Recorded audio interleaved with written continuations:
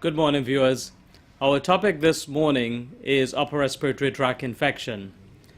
As winter approaches, we all know of family members and ourselves suffering from upper respiratory tract infection. What is upper respiratory tract infection?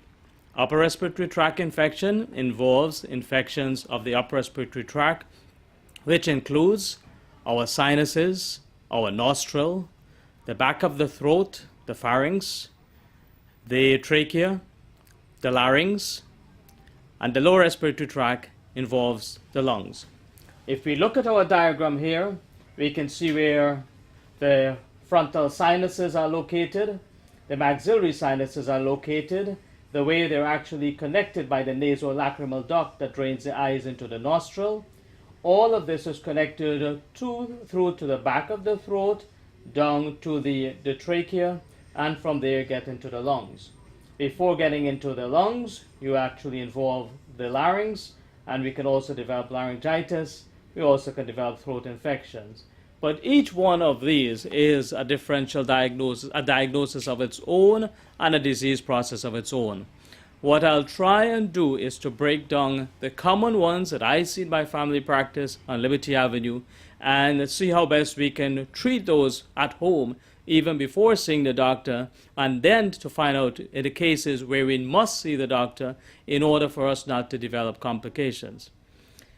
If we think of eye infections and the number of days that are lost from school because children are sent home because of pink eyes and red eyes, and adults are not able to go to work or sent from the work environment because of the redness of the eyes, the discoloration, and the thought process of this being a disease process that can spread from one individual to the next.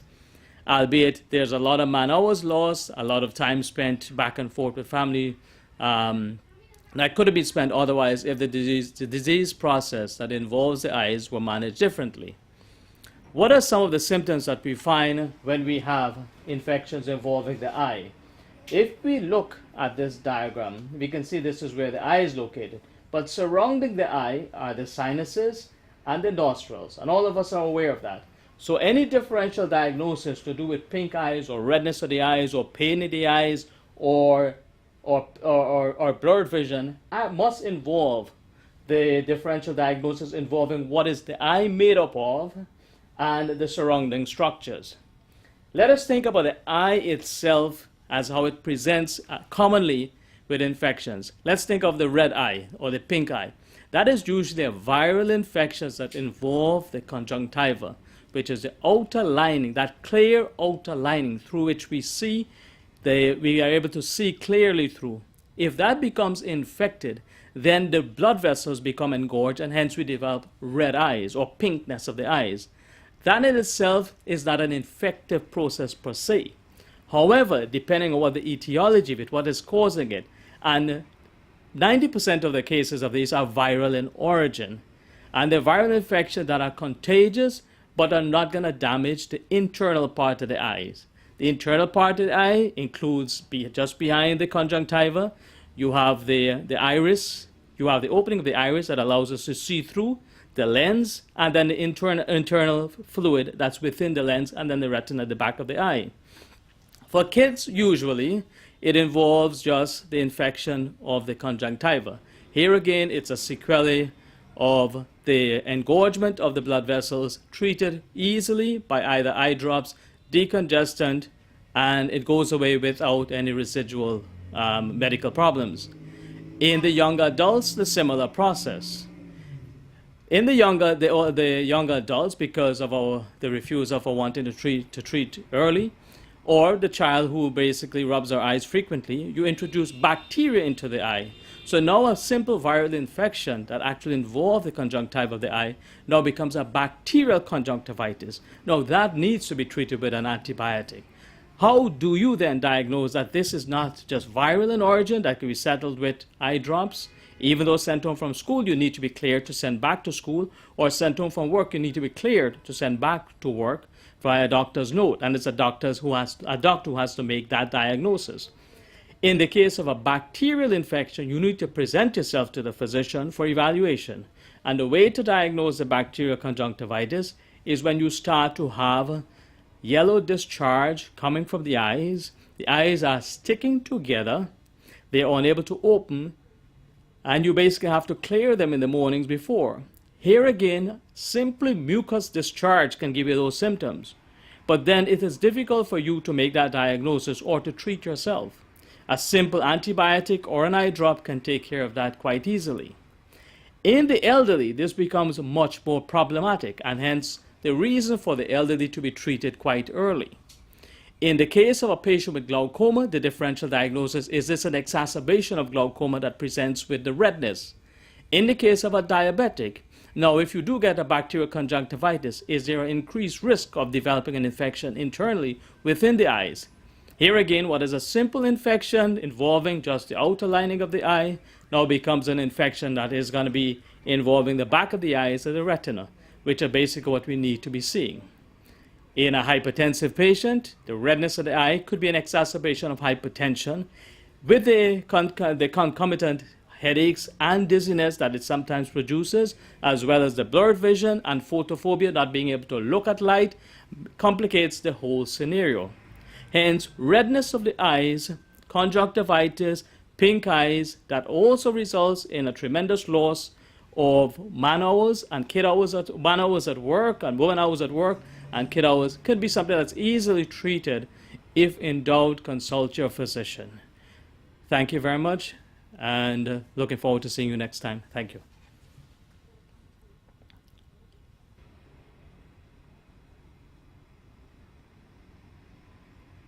Good morning, ladies and gentlemen. Our topic this morning is going to be to continue our discussion on upper respiratory tract infections.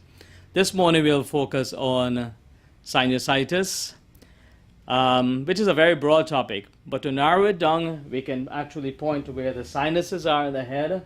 You've got the frontal sinuses just above the eyebrow. You've got the maxillary sinus, the sides of the nose. You've got within the head, ethmoidal sinus, and you have something called sphenoidal sinuses. The majority of cases we're dealing with infections that we so commonly see in family practice involves the frontal sinus and the maxillary sinus. Look at it from the side. You will see where the frontal sinuses are, and they're located just above where the eyes would be and in front of the forehead. The maxillary sinus, obviously on the sides of the nose. Just imagine when these sinuses become infected. These sinuses are lined with the same epithelial lining that the rest of the respiratory tract is lined with.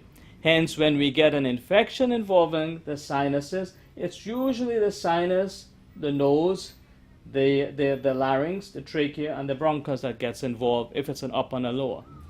Let's take an isolated case of the frontal sinus congestion. Frontal sinus congestion will present. I have to freeze for 1 second.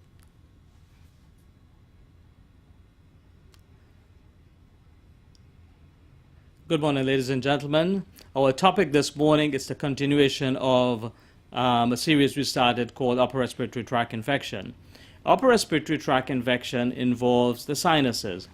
What are the sinuses? The sinuses are actually air pockets within the skull that allows us to have a lighter head than we usually would have had there not been sinuses. But these same sinuses are the ones that are lined with the epithelial lining that actually lines the entire respiratory tract. Where are these sinuses located? In this diagram, you can see where the frontal sinuses are. They're over the forehead, just above the eyebrows. Beneath them are the maxillary sinuses, which are on the sides of the nose and the face, which are these areas that I'm pointing to. Then you have the sinuses that you can actually see from the sagittal section, the side view of the head, which is the sphenoidal sinus. And you have the ethmoidal sinuses, which are in the middle part of it here. The majority of cases that we see in family practice are signs and symptoms involving the frontal sinus and the maxillary sinus. When the frontal sinus becomes infected, the patient usually presents with headaches, difficulty in concentrating, sometimes difficulty in seeing or focusing. And you can very well understand because of where it's positioned, it's going to give you headaches. where it's located in proximity to the eyes will give you those symptoms. But in addition to that, you have them draining into the nostrils, and you'll have a nasal discharge.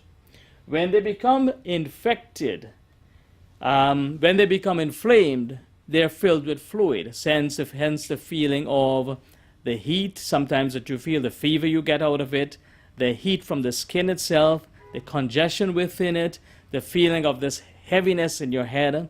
In the face, you get this facial pain or facial discomfort. You feel a general sense of being unwell. But in addition to that, you also have the other parts of the respiratory tract being involved. You have your eyes could be involved, giving you a conjunctivitis or the red eyes. You get the back of the throat being involved, which can give you a pharyngitis. You can even get your larynx being involved, giving you a laryngitis where you're unable to speak or you get hoarseness. In the case of the pharyngitis, if it involves the back of the throat, you get pain, itchiness at the back of the throat, postnasal dripping, which will cause you to cough incessantly. And you get this generalized feeling of malaise and lassitude, unable to work effectively, unable to concentrate effectively. Sometimes we're fortunate that it's a self-limiting disease. We take our Advil cold and sinus, and it goes away and we're okay until the next process comes along. But at the same time, when we have the infection, because it's a viral infection, we end up passing it on to several other persons we come into contact with by just aerosol spread, meaning by coughing without covering our mouths, by having them exposed to a closed environment to which we're in. And a lot of us who commute to the city are exposed to the subway system, and hence it's a natural part of living in New York City. If in the process, if these symptoms persist for in excess of 48 hours, I think your physician should be consulted in terms of especially how the symptoms present themselves. Giving the symptoms as they are, initially as they present themselves, Tylenol to help with the aches and pains and fever, or even Motrin. Advil sinus can sometimes decongest you. Now, over-the-counter medications, things like Claritin can work, Allegra, etc. They are all decongestant that helps. When you need to consult your physician is depending on your premorbid state, whether or not you have chronic diseases, depending on the other medications that you're taking, to decide whether or not this is just simply a viral sinusitis versus a bacterial sinusitis. Usually a bacterial sinusitis is much more severe. Hence, the fever, the chills, the headaches, the dizziness, the lassitude, the malaise, you will be unable to work. Hence, you will have to consult your physician. You will not be entertained at your workplace because here again, it's an upper respiratory tract infection and it is contagious. So you will end up infecting your other co-workers. The same applies for the classroom situation. My suggestion in cases like these is basically, if in doubt, consult your physician, because these are things that can very well be easily treated when they initially present themselves. Thank you very much, and good morning.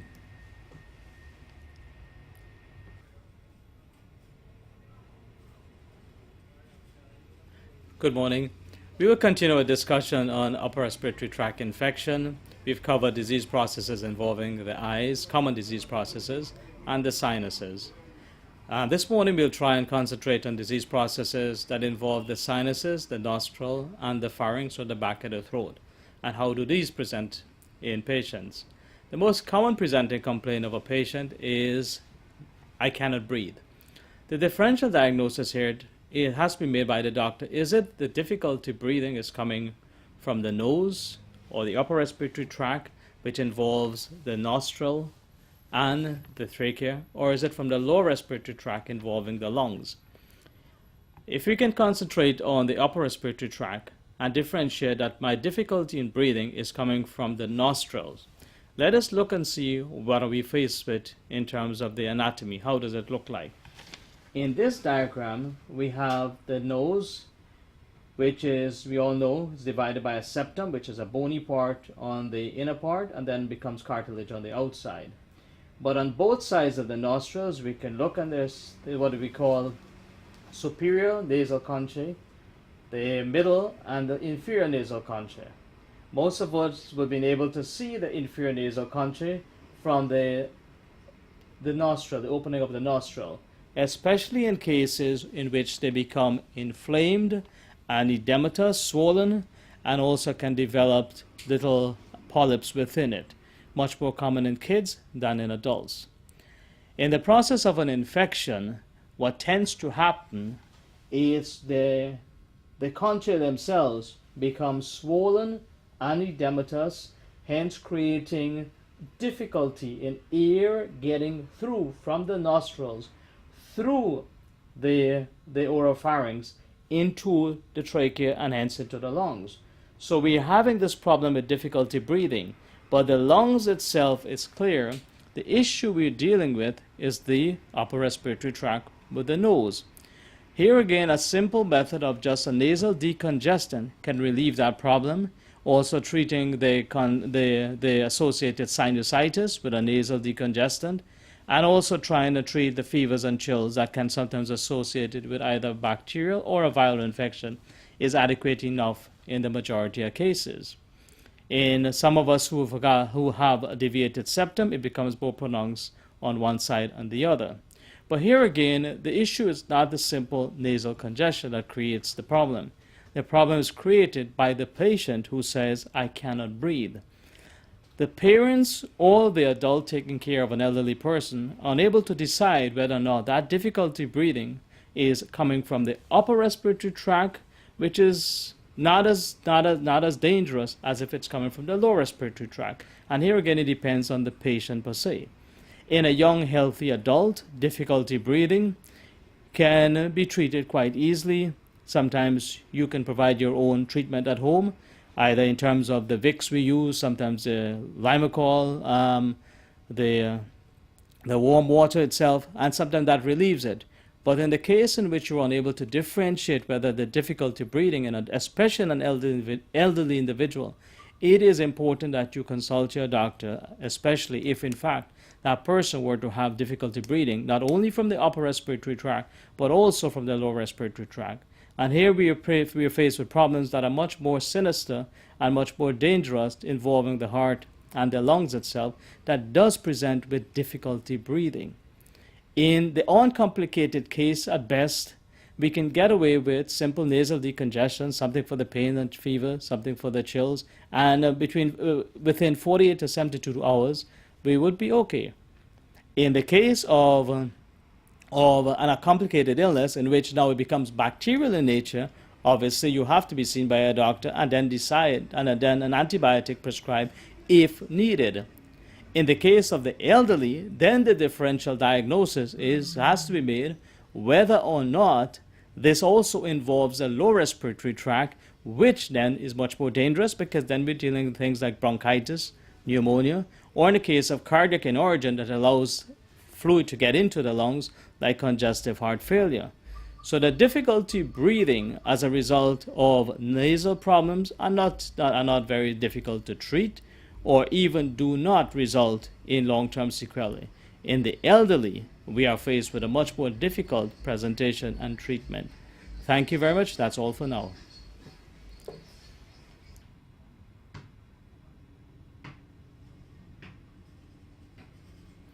Good morning, ladies and gentlemen. Our topic this morning is ear infections. If we describe what the ear that we know it as, I'll show you in a diagram so we can better understand when we have ear infections, whether it involves the external ear, the internal ear, or it's a referred ear pain, meaning it's coming from somewhere else, but it gives us the pain within the ear. The symptoms that we commonly present with are, I've got this fullness in my ear, I have a sense of deafness, I'm having earache, or I'm having a discharge coming from the ear, or I'm having a throat pain that's radiating to the ear or spreading to the ear, or I feel my entire face is just feeling a tremendous amount of pain. I'm getting facial pain that involves, in addition to other facial parts, it involves the ear as well. If we look at the simple diagram of the ear and the way sound is transmitted and interpreted, we can better understand why ear infections are such difficult problems for presenting to patients. And if seen and treated early, the results are great. If complicated, if not treated early, then they can result in complications. Complications as simple as just otitis externa, which is infection involving the outer ear, otitis media, infection involving the middle ear. In the worst of cases, infection from the ear can spread and form a cerebral or brain abscess if left untreated. Even though those are rare, none of us would like those problems. Much more common in between is perforated eardrums, and some of us who grew up in the Caribbean would understand going to school with kids who have perpetual running ears. And these are because of the simple fact of ear infections that could have been treated quite early, were left, the eardrum the middle ear became infected, it filled with fluid or pus, there was no way for it to go except to perforate the eardrum, and that child now is left with permanent deafness for the rest of their life and a recurrent discharge from the ear every time it becomes infected. And a lot of times it doesn't matter how much antibiotics we give at the end of the day. Once there is a chronic ear infection, there is no treatment for it at the best of times. If we can look at the diagram for the ear, you'll probably be able to better understand why it's so important to have ear infections, especially in kids, being treated very early. The diagram will show us where the external ear is, and we all know the pin of the ear. Then the external acoustic meatus, then the auditory canal. Here again, this is lined with the same skin that's on the surfaces of our body. So this can suffer the same consequence of having an infection involving a hair follicle, and hence present with things like carbuncles or boils within the ear. And it's also the part that produces the wax that causes the blockage of the tympanic membrane. We need this to be clear at all times so that air travels freely through the ear canal and it gets to the tympanic membrane, because this is where the hearing process starts. If this is blocked with wax, then we present with deafness. We present with difficulty hearing. If it's infected, it's the same process. This is now filled with fluid. So the process of hearing is impaired. In addition to that, we have everything associated with skin, which is the inflammation, the infection, the boils, etc., that can present with pain. Here again, the treatment again is with antibiotics if it's a bacterial infection. However, look at this very clearly. If this is clear, then the air that caused the tympanic membrane, this to resonate, is transmitted through three small bones into the, when the air strikes the eardrum, the song vibration takes it through these little bones, which then is transmitted to the movement that it produces. The auditory ossicles, which are these, cause it to vibrate and moves the oval window, which is here. Then it causes the movement of the fluid within the inner ear. And this is what is interpreted by the brain and actually can make us, this is how we hear. So it's the transmission of air causing the tympanic membrane. Now, in any process in which this entire tract is impaired, whether it be from the outer ear with wax impact or infection, the middle ear, which in terms of fluid building up, whether infective or non-infective, or within the internal ear, will result in deafness. But when it starts to involve this part of it, it's not only deafness, but also tinnitus, which is ringing of the ears. It also presents with vertigo, which is instability, or the feeling as if we are actually on, when the actual inner ear is affected, then we're faced with issues that we feel as if we're on balance, we feel as if we're on a boat and we cannot get steady ourselves, we feel as if the room is spinning. Here again, it becomes a simple problem now becomes a difficult problem, because once you now present with tinnitus and vertigo, then the physician is faced with a diagnosis, whether this is coming from the ear, whether it is coming from the brain, or in an elderly person on chronic medications, whether or not this is a residual effect of the medications, whether or not there's a drug interaction, whether or not there's some other process going on, which entails makes it much more difficult for us to make the diagnosis as a clinician. And a lot of times you're now faced with doing very expensive testing, including things like MRI and CAT scan of the brain, with something that could have been treated very easily early on if in fact we had presented earlier to the physician when the process was now starting. Thank you, ladies and gentlemen. Until next time.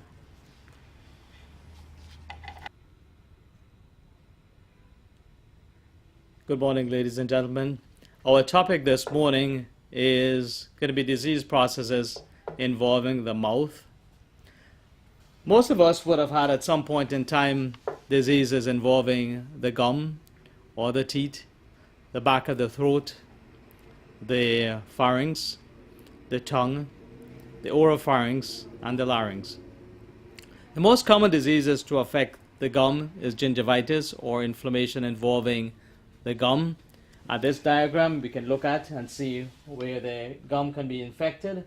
When the gum becomes inflamed, it can actually cause irritation involving the teeth, referred pain to the teeth, and then can radiate upwards involving the maxillary sinuses, and sometimes makes us feel as if the sinuses are inflamed as well.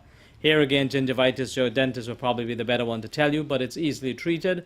The issue with this is when we leave it for too long and you start to get retraction of the gum, and then it starts to cause referred pain, which now involves the nerve ending. More commonly in family practice, however, we see inflammation involving the back of the throat. The back of the throat is the oropharynx. The oropharynx has at the sides of it the two tonsils, which basically can become very enlarged. And when they become enlarged, they become infected.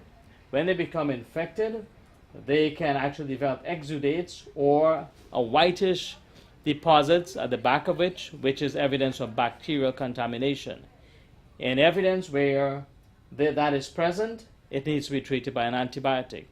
Enlargement of the tonsils themselves can be something chronic, and it can be enlarged without presenting with any problems. However, because it's now soft and soggy, it now becomes a place where bacteria can deposit and grow easily. So the child with acute tonsillitis, which now is chronic, with enlargement of the tonsils at the back of the throat, is prone to develop infections involving those tonsils much more easily than the child who doesn't have it. But more importantly, that same infection of the tonsils blocks the eustachian tube, which basically now causes the throat infection now to spread and involves our middle ear infection. So if you look at this, when the throat becomes infected, the eustachian tube is blocked, the pressure builds up in the middle ear. So now a simple throat infection, which starts with something involving here, can spread up to the eustachian tube involving the middle ear, so now becomes a chronic middle ear infection as well. So that is why it's so important, especially in the pediatric age group, for tonsillitis to be treated. Also, in addition to that, for the adults to be treated, especially some of us who've got chronic conditions involving the heart. It can form the deposits or the growth of bacteria, which can now inflame the valves involved in the heart. One of the most common causes of rheumatic heart disease has actually been traced to infection involving the throat, with the bacteria spreading to the heart valves themselves. In fact, my very father was a victim of that. The other disease process that could actually be affected was disease process involving the tongue. A lot of my patients, when they come to my practice in Richmond Hill, will tell me, "Doctor, I find that the uvula or the taro is becoming thin and inflamed." This in itself has no significant value. When it becomes inflamed, it can present with difficulty swallowing. Hence, most of the times, the differential diagnosis with a patient with difficulty swallowing involves the infection at the back of the throat to start with, involving the other structures around the throat itself. The tongue itself, by and large, does not become infected, even though, as of late as of maybe 3 weeks ago, I did see a young man, 28 years of age, presenting with advanced cancer of his tongue, which probably or easily would have been there for over a year, but just refused to have it treated. At that time when he presented, he had a growth to the tongue, which was definitely cancerous, that had spread to the lymph nodes. We try and prevent these things from happening, but the common things that sometimes I hear patients present with and saying that they've got these little bumps on the tongue. The anterior portion of the tongue has little filiform taste buds. They look like little boils on the tongue, and it can be exacerbated by spicy foods, but they're usually taste buds, and they're usually nothing to worry for.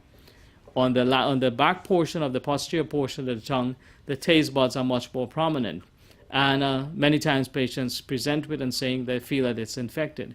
Usually the taste buds do not become infected. The other surrounding structures that could prevent with difficulty swallowing can also involve the salivary glands. We are faced with the parotid salivary glands, which are the ones we commonly get infected with mumps, below the ear, over the area of the masseter muscles on both sides of the face, or the sublingual salivary glands of the submaxillary salivary glands. Those can become infected and also presents with sometimes with difficulty swallowing.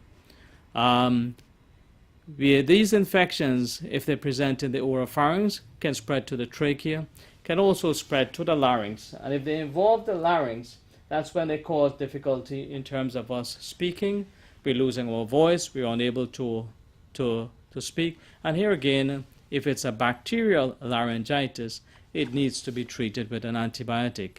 If it's a viral laryngitis, which is how it usually starts, usually a decongestant, usually just inhalation with menthol, makes a hell of a difference. But more importantly is to rest the voice, because without it, you will not be able to regain your speech unless the larynx comes back to normal.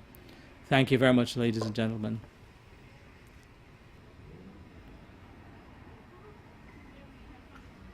Good morning.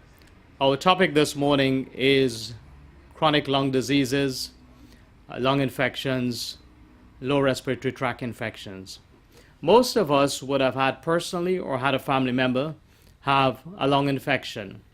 A lung infection can involve anything to do with the trachea, tracheitis, with the larynx, laryngitis, the bronchus, bronchitis, and the rest of the lung parenchyma, either pneumonia or a bronchitis as well. The etiology behind the cause of inflammation involving the lungs, the lower part of the lungs, and we'll try and stick with today with two aspects of the lungs. One is as this diagram would show, the bronchus and the bronchioles, which lead as smaller branches from the mainstream bronchus. So you have here the trachea, then you have the bronchus, then you have the right main stem bronchus, the left main stem bronchus, then it divides into bronchioles, which are smaller airways. The reason I'm pointing this out to you is for you to know that when there is an infection or inflammation, that tube which was patent before now becomes narrow. And the reason it becomes narrowed is based on a simple reason for the structure of it. If this is a tube that is lined with muscle, then glands that secrete watery fluids into it, and then an epithelial lining, any inflammation involving mucosal edema, which is going to cause swelling here, is going to compromise the lumen. It's going to compromise the flow of air into the lungs itself. Here is where we produce the difficulty breathing or difficulty of air getting into the lungs. Now, if this were to become infected, you will now have, in addition to the mucosal edema, you will also have now that airway itself is going to become narrowed because of evidence of inflammation or inflammatory products within the lumen of that tube. That is what when we have an infection involving the bronchus itself. Now, if you're asthmatic or chronic obstructive airway disease, when we also have the muscles itself going into spasms, now we have the muscle tightening around the tube, we have the mucosal edema around the tube itself, the epithelial thickening, then the exudates from an inflammatory or an infective process. Now you have what is a lumen that could carry air, now becomes totally blocked, and you have something more or less that looks like this, where everything now to do with the passage of air, which is all the function of the lung that we are responsible for mainly, is to the passage of air from the nostrils, from the mouth into the lungs itself, becomes blocked at this particular level. So when we break it down, is difficulty breathing at the level of the lungs is a dangerous thing, because at that time you're unable to get air into the lungs. There is no short method of treating this when the lung becomes compromised, because that is happening. So the treatment of this is to try and prevent it, or early diagnosis and treatment. Now, how does a patient who presents with a chronic, with a lung disease? The most common for us is asthma. In this presentation, I'll try and talk about asthma because most of us would have had a relative who has had asthma. Asthma is a reversible, recurrent disease that's associated with shortness of breath, that is decreased and relieved by bronchodilators, whether these little pumps or the albuterol inhalers or nebulizers that we commonly use at home, or for the more advanced cases in patients who are put on long-term medication. Most of us from the Caribbean will probably remember things like theophylline being given to us in drips when we have an acute asthmatic attack. Now there are newer forms of treatment like leukotrienes, but still prednisone is one of the medications that's commonly used. Here again is, if you're cognizant of the fact that you're asthmatic, anything to do with difficulty of breathing becomes significant. If you know you've had the habit of smoking, which we all are trying to discontinue, your risk for getting chronic obstructive airway disease that mimics asthma, or at least can result in end-stage respiratory failure or difficulty breathing to such an extent that you probably will need to be intubated. Any infection of the lungs becomes something serious that needs to be treated early. And the treatment, at least in terms of mainstay, if it's an infective process, it will be antibiotics. If it's an inflammatory process, it's basically to relieve the inflammation. What can you do to relieve the inflammation is to use an anti-inflammatory, whether it comes in the form of a prednisone, etc. If it happens that the muscles around the bronchus, the smooth muscles, are dilating, then you go on the bronchodilator. So the mainstay of treatment is to recognize that shortness of breath and difficulty breathing, and we've ruled out it's coming from the upper respiratory tract. If it involves the lower respiratory tract, it is much more sinister. In a child or young infants, it is even more severe of an illness that needs early diagnosis and treatment. In the younger kids, it probably would have been something recurrent, and hence treatment as an asthmatic. Earlier clock is absolutely needed. In New York City at present, we do have one of the highest incidents of asthma in kids, and that's because of the amount of smog within the atmosphere itself.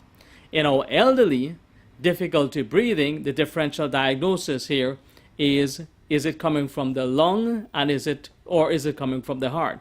Here again, that is a topic that will take quite a while to discuss, but at least if we can understand that difficulty breathing resulting from the lungs is something that needs to be recognized early by the patient and treated early by the physician. That is all for today. Thank you very much.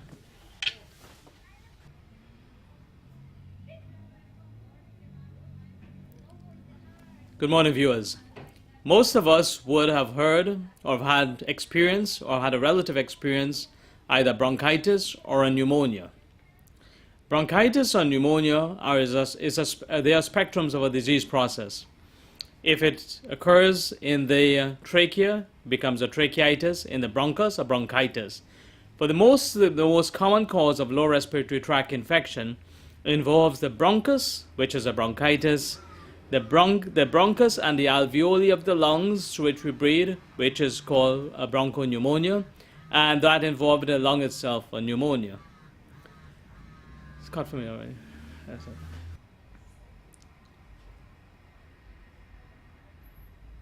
Good morning, viewers. Most of us would have had a cough, a cold, fever, chills, shortness of breath, productive of clear sputum, sometimes yellow-green sputum, and even sometimes sputum that's tinged and mixed with blood.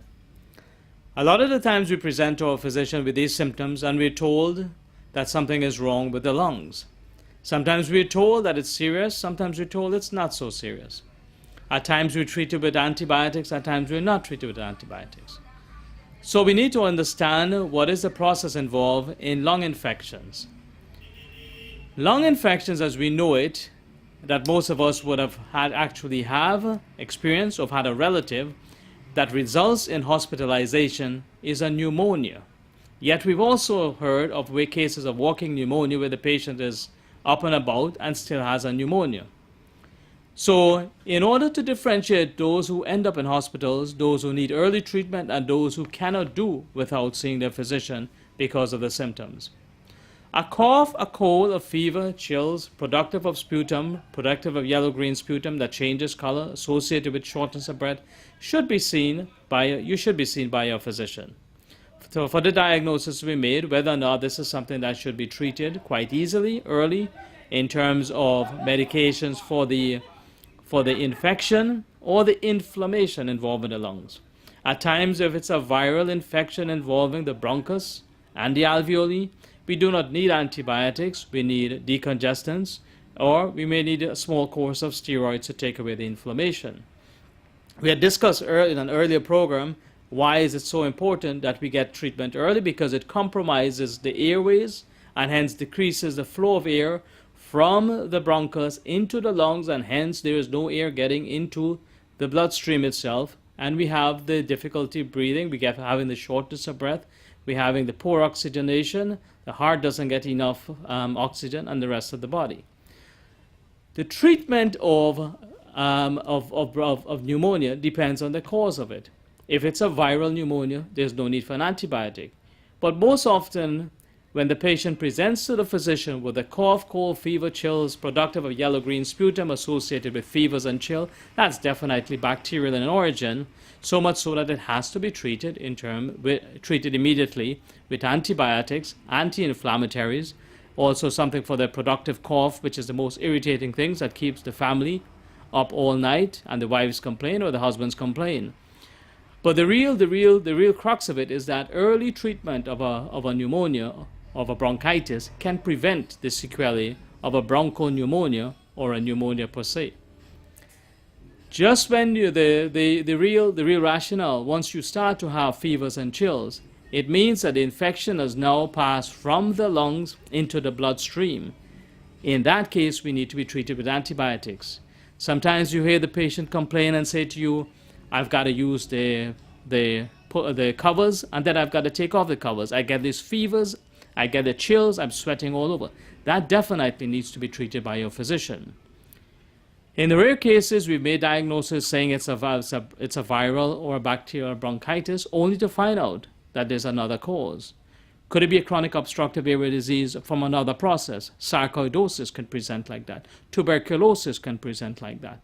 These are some of the disease processes, even how rare they can be compared with infective processes of the lungs, do occur. Lung cancer can present with blood-tinged sputum. Here again, if you have fevers and chill, there could be also a coexisting lung infection at the time. So the symptoms of cough, cold, fever, and chills, even though most of it can be resolved by itself spontaneously or with treatment that sometimes we administer at home, when it persists beyond 2 to 3 days and it starts to be associated with fevers and chills, rigors, night sweats, definitely needs to be treated by your physician. More importantly, however, for most of us, is that the minute we start to experience these symptoms is to avoid aerosol spread, meaning by coughing to other members of our family, because that is the method in which it is spread. It is aerosol spread, and it's easily prevented by barrier nursing or those who have the infections not exposing others to it. That is all for this morning. Thank you.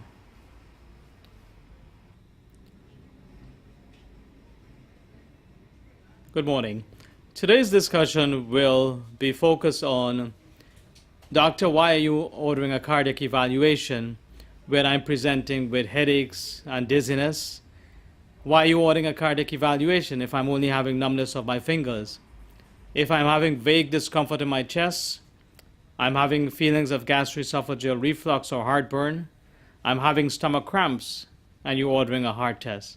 I'm having numbness on my feet, and you seem to think that a heart test is a relevant procedure.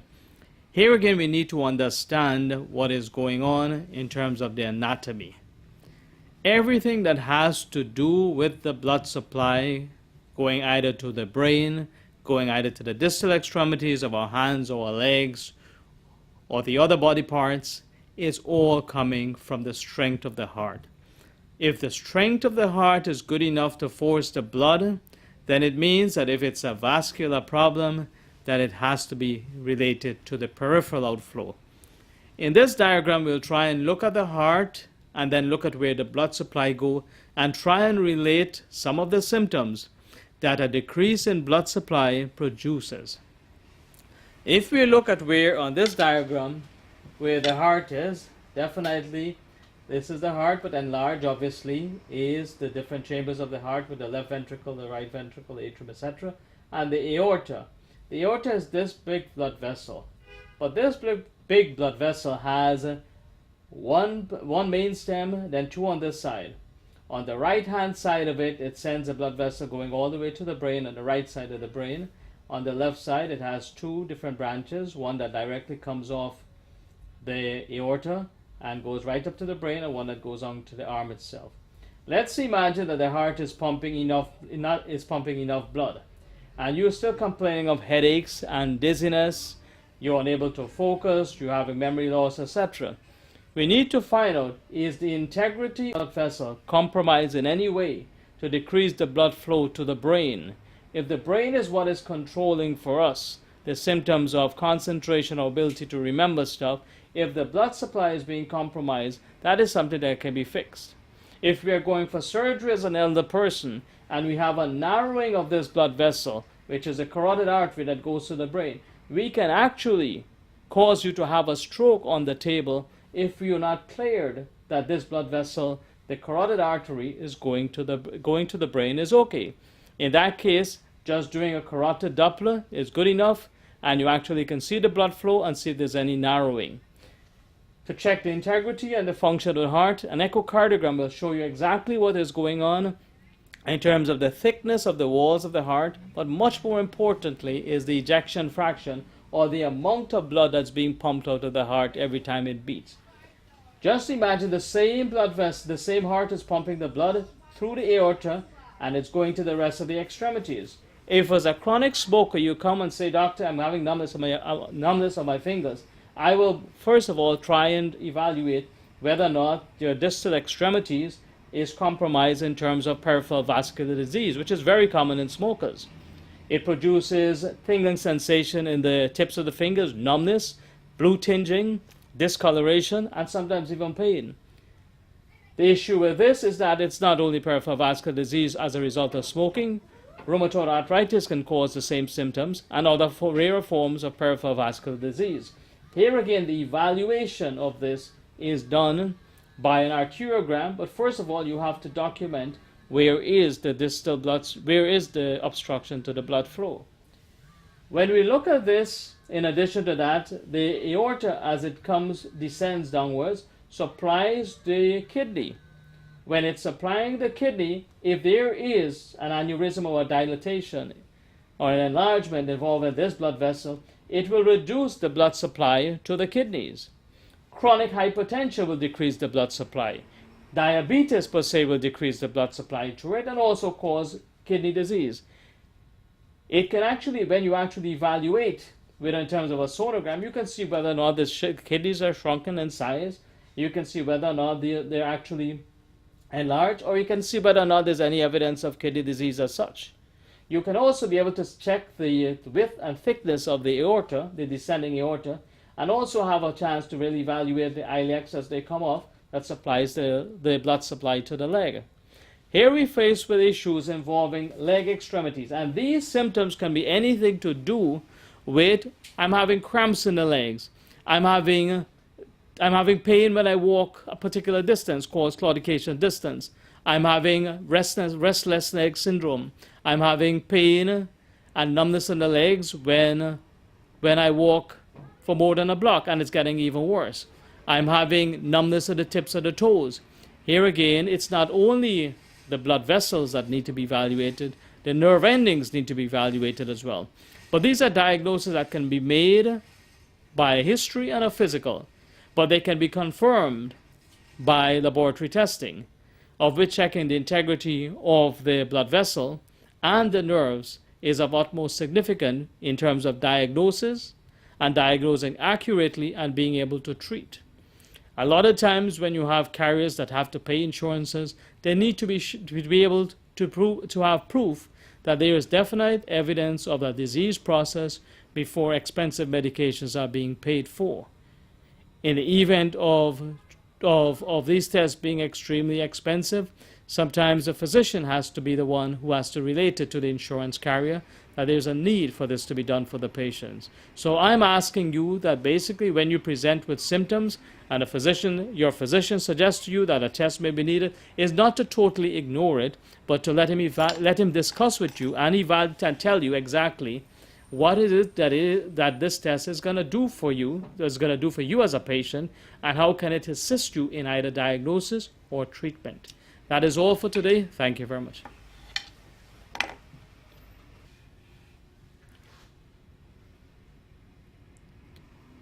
Good morning, ladies and gentlemen. This morning will be a non-medical topic, but I hope the long-term sequelae of this could be of tremendous benefit to our community. I have chosen this time of the year to announce the opening of Dr. Baldeo Community Center and Medical Outreach Programs. It comes at a time about 6 weeks after Ramadan, 4 weeks after Diwali and Ram Navami. It's coming at a time when Thanksgiving is about a week away. It's coming at a time when the Great Sacrifice is going to be observed. It's coming at a time of Christmas, which for Christians is a time of giving. In response to patients from my practice asking, Doctor, when are we going to have the big Christmas party that we usually have, I would probably be a little bit more somber and suggest to you that I think it's better for the future of our kids, for the future of our community, for the future of our elders, that the money that could have been spent at the Christmas party be spent on trying to provide and assist those who are in need. At a time when all these religious holidays are being observed, at a time when thanks should be given for having survived or in the process of surviving one of the worst catastrophes in terms of economic recession and political upheavals, we as a community have still managed to survive. But at times you look at yourself and thank God that you're fortunate enough to have not only survived, but continue to grow. I would like to dedicate this community center in memory of my brother and father. My mother died 2 years ago, and my father 6.5 years ago. My mother's last wish was to have something given back to the community. I feel in her memory that this community center should be something to be done at this time of the year. We will try and open the community center by Christmas, but we will try and ask the community for support in terms of getting this off the ground. We will need your assistance in terms of providing your expertise in volunteering your services so our entire community could benefit. For those who do not know, my parents, my mom, Gloria Balde, passed away 2 years ago, and my father, Harry Paul Balde, 6.5 years ago. In memory of these two stalwarts, this community center will be for me a rewarding gift to the community that I owe so much to. It is going to be a place where I think we can try and provide after-school programs for our kids, try and provide meaningful education, or try and relieve the burdens that sometimes parents face in trying to be there and rushing home to get to their kids. It will also try and provide a place for our elderly to be in a safer environment, even at the times when they could be lonely at home. It can also help to provide a place where they can actually educate themselves and have themselves be of benefit to others in an educating process. I think it will also assist our youths in understanding the need for giving back of their time, of their skill, of their expertise, and for us all to understand that it's a blessing to be in this great country.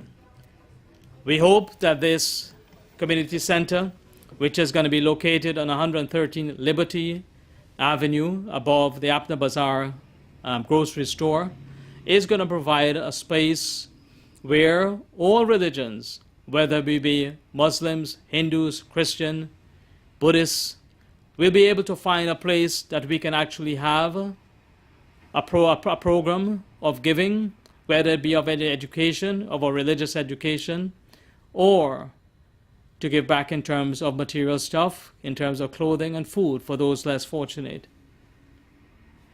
I hope it is going to be a place that is going to be blessed with the support of the community and benefit the ones who need it most. At a time of Christmas, at a time of Thanksgiving, at a time of the great sacrifice, at a time just after Diwali, I think it's not too late. It could have been done earlier, but I think better late than never. I hope and I ask for your support and for us to advance a cause that's greater than all of us and all others put aside. Thank you.